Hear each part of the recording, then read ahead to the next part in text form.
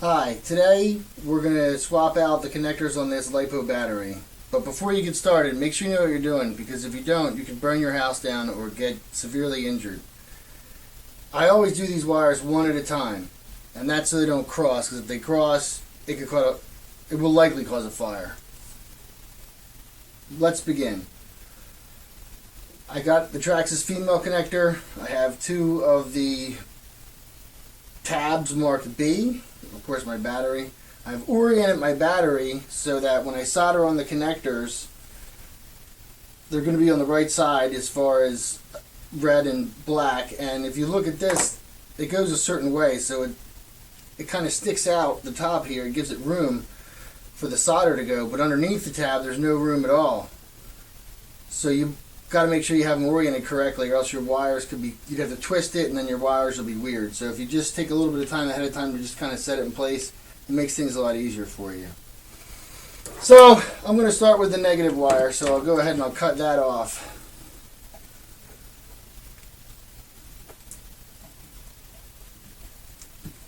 Okay. Now I'll strip it. This particular wire is 10 gauge wire, or AUG, whatever you call it. So I'm just stripping off a little bit and then blowing on it a little bit, because sometimes when you strip it, there's like little pieces. The next step is flux. I'm going to apply flux to both tabs and the one wire. And the other wire I haven't cut yet, so it's protected by the wire connector from shorting. I've allowed my digital soldering iron to preheat for a while. I have it set to 842 degrees. I just like things really hot. Now the next step isn't to solder. The next step is to tin, they call it. Took me a second to think of it. So we're just going to put a little bit on there. Just a tiny bit on these guys.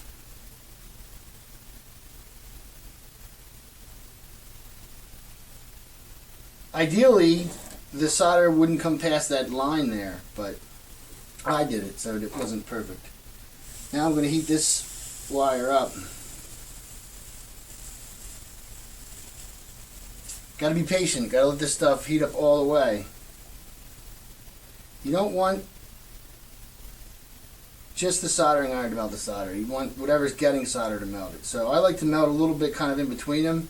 See if it bubbles down into the wire. And then if it does, I'll come underneath the soldering iron towards the bottom of the wire and just try to inject in some solder.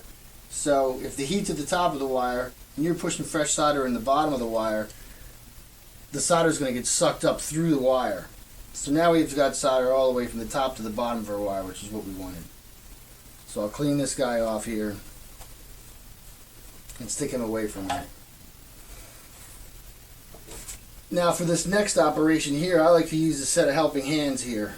When I orient the wire, I like it to be kind of in here on a slant. And the reason for that is when I push down on it to give it pressure, if it's on a slant, it's going to push this end down towards the tab first. I want to stick something underneath this to get it to cooperate right. There we go.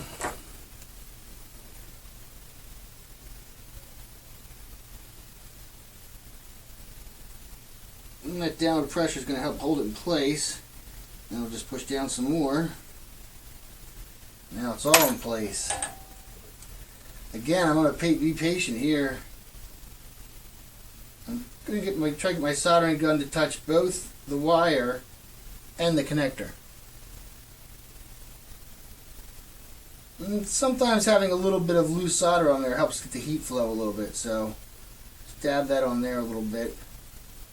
And I see that the solder just beaded up there on the soldering iron. It didn't go in to the wire, so that tells me the wire's not hot enough yet. Yep, now the bead melt went into the wire, so I know the wire's hot enough too. And okay, so everything's hot enough now. And just apply heat a little bit longer, and I'm going to add a little more solder. Let it warm back up. the edges so the solder kind of goes in between the tab and the wire a little thicker.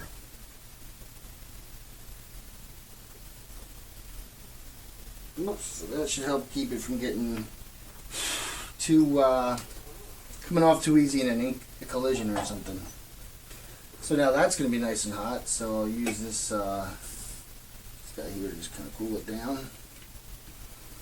Alright, now I'm going to put this guy away to keep him safe. He's so hot. He is so hot. I'm just going to pour a little bit more water in here out of my drink. Use this water to cool it down so I can at least handle it.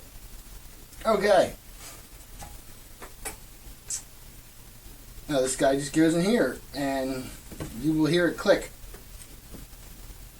Now, I couldn't hear it click, so what I'm going to do now is I'm going to get a screwdriver and push on the back of the connector until I feel it click.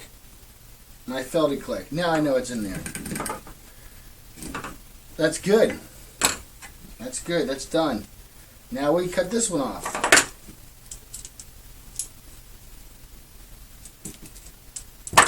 Pull that off. Of course, you're going to read the directions before you use yours. You don't need to be told. Again, I'll make sure my orientation is correct for everything here. It's very smoky. I guess I kind of tin my tip when it's on there. So I got this. Oh, there it goes. It's sucked in. Come in underneath. Now the solder's not sinking into the wire, so the wire hasn't gotten hot all the way down to the bottom. So I just wait a little longer.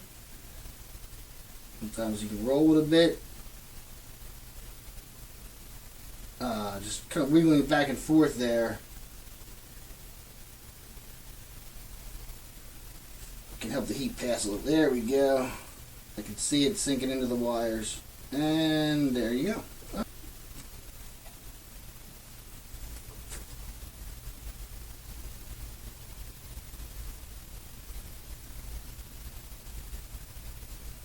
Now I'm going to start with just heating up the wire first because that takes the longest. And I see we got some melted stuff on the wire. I'll roll down to the connector and the wire at the same time. Looks like we got another wire there too. Yep.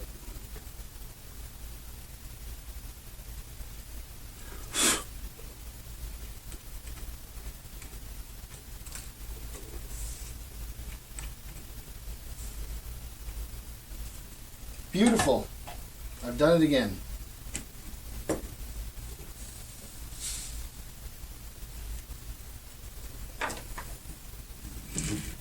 Slide that guy in there. No. I need to push it in a little bit harder.